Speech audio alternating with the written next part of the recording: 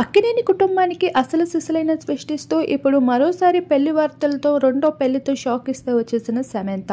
అందరికీ తెలిసిందే, ఈరోజు శ్రీరామనవమి కావడంతో దేశవ్యాప్తంగా సెలబ్రిటీస్ నుండి సామాన్యుల వరకు ప్రతి ఒక్కరు కూడా ఎంతో ఘనంగా సెలబ్రేట్ చేసుకుంటూ ఉన్నారు.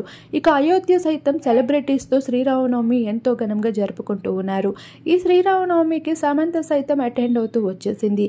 తను ఒక క్రిస్టియన్ అయినప్పటికీ కూడా చైతన్యాన్ని పెళ్లి చేసుకున్న తర్వాత తను ఒక హిందువుగా మారిపోయి తెలుగువారి పద్ధతుల్ని ఎంతో చక్కగా పాటిస్తూ వస్తుంది.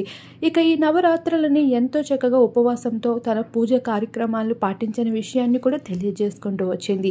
అయితే తను అయోధ్య చేరుకోవడమే కాదు, అయోధ్యలో ఈరోజు సమంత చేసిన ఒక పెద్ద పనికి అందరూ షాక్ అవుతూ వచ్చేశారు. ఇక గుడిలో ఉన్న సింధూరాన్ని తన నుదుటి పైన పెట్టుకుంటూ అయితే మీడియాకి క్యాప్చర్ అవుతూ వచ్చేసింది. శామ్ ఇంత పెద్ద పని చేయడానికి అసలు కారణం ఏంటి? తన రహస్యంగా మరో పెళ్లి చేసేసుకుందా? ఇప్పటికే సమంత చైతన్యతో విడిపోయాక one of the biggest Tollywood Bollywood director అయిన రాజ్తో ప్రేమలో ఉన్నట్లు తెలియజేస్తూ వస్తున్నారు. ఇప్పటికే వారిద్దరూ డేటింగ్లో ఉన్న ఎన్నో మీడియా వర్గాలు అయితే ఆ ఫొటోస్ని క్యాప్చర్ చేస్తూ వచ్చారు.